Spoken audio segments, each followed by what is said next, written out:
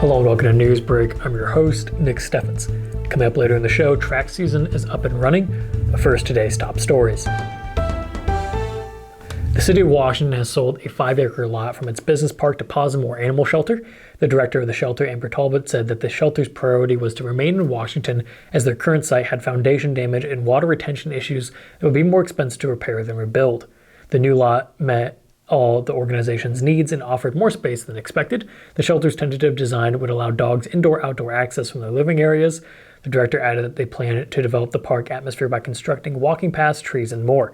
The city of Washington reduced the lot's price by $20,000 as a functional donation to the project. The shelter has 5 years to construct a building accommodating fundraising timelines and high health and safety standards. A proposed bill to remove the requirement for public notices to be published in newspapers and instead be placed on a state-owned website raised concerns at the Washington Chamber of Commerce Legislative Forum. Critics argue that the proposal would limit the public's access to public notices and risk transparency. Cheryl Allen, editor of The News, a newspaper in Kelowna, said online-only public notices meant no access for constituents without the internet, which was particularly pertinent in some of the area's population.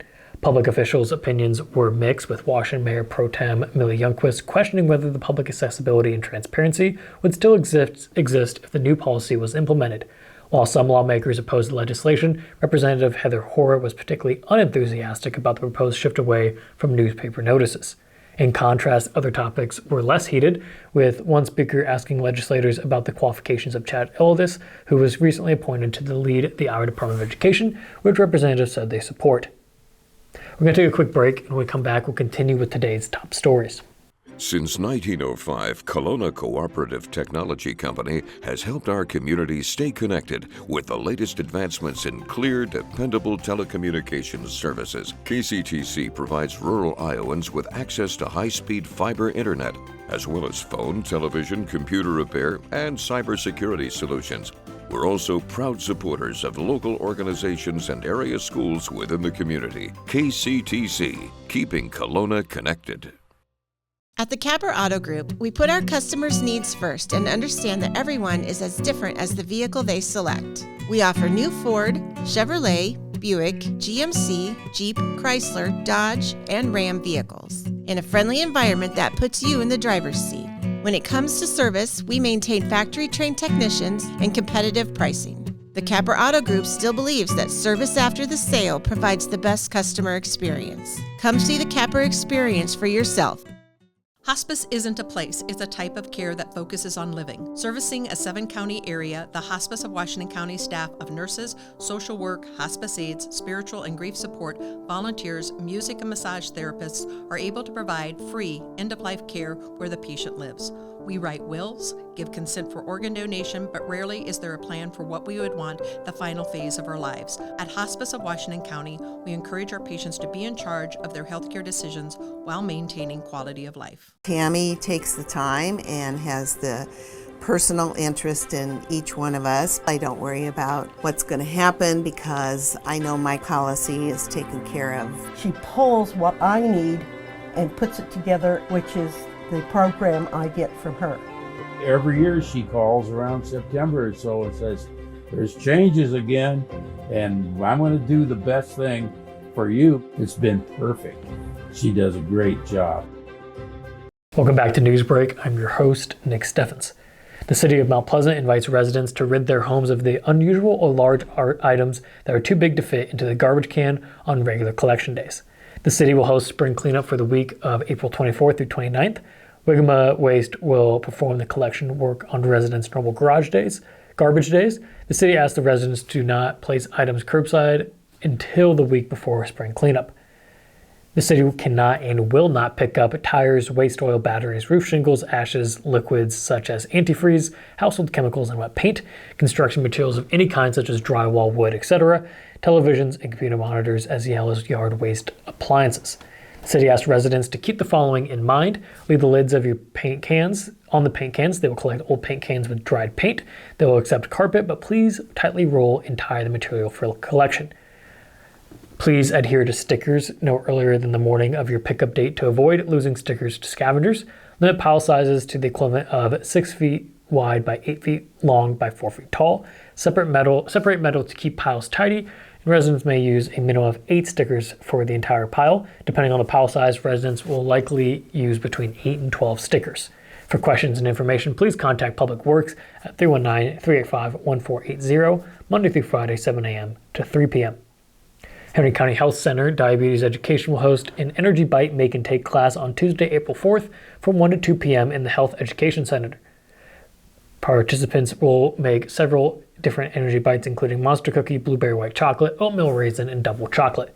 To register for the free class, call 319-385-6518. That was today's top stories. It is now time for your 5-day forecast. Today has been raining with a high of 51. Tomorrow it will be windy with partly cloudy skies and a high of 33. Looking at the weekend, it will be windy again on Saturday with a high of 29 and mostly cloudy skies. On Sunday, it will be sunny with a high of 37, and temperatures will rise to 45 degrees on Monday, and it will be mostly sunny. We're going to take another quick break, and when we come back, we'll take a look at sports. Federation Bank is a locally owned bank providing award-winning customer service. We believe that we are more than just a federation of banks, but a federation of communities, serving Brighton, Richland, Wellman, Washington, Iowa. Federation Bank's highly skilled staff is here to make sure you are able to accomplish your personal and professional goals, whatever they may be. Federation Bank, your family bank. Family owned and operated by Andy and Sarah Ross, Ross Auto has been your vehicle repair and maintenance headquarters since 1935. We specialize in all makes of cars and light-duty trucks. With our variety of available services, let us help you keep rolling and your vehicle operating efficiently. Services include general auto repair, alignments, brakes, fuel injection, and more. Schedule your appointment today at 319-653-5656. That's 319-653-5656.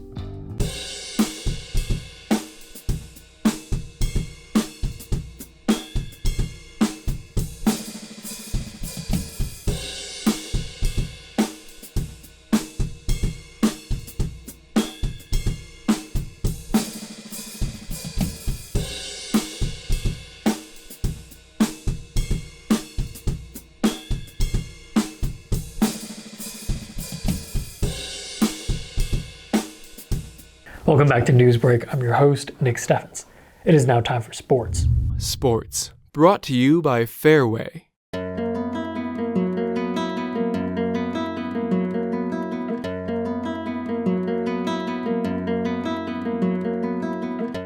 The Washington and Mount Pleasant track teams were in Waverly on Tuesday for the Wartburg High School Invite. It was a big day for the Demons and Panthers, who each had multiple champions. Washington secured 5 wins on the day. The Demons in all placed 11 events in the top 5. Mount Pleasant had 4 winners and 7 top 5 finishes. Washington's wins came mostly in the boys' competition. The Demon boys won 4 events, 2 individually and 2 via the relays. Elijah Morris and Michael Reese each had an individual win on the day. In relay races, the Washington boys took first in both the 4x200 relay and the 4x4. The Washington girls had 4 top 5 finishes, including a first place win from the 4x8 team. Mount Pleasant's Will Davidson had 3 wins on the day. Davidson finished first in the 55-meter hurdles, the 400-meter dash, and the long jump. Avon Trung had a nice day as well. Trung gave the Panthers a win in the 55-meter dash, hitting the finish in 6.78 seconds. That is the news for Southeast Iowa. I've been your host, Nick Steffens. This has been your news break, and I will see you next time.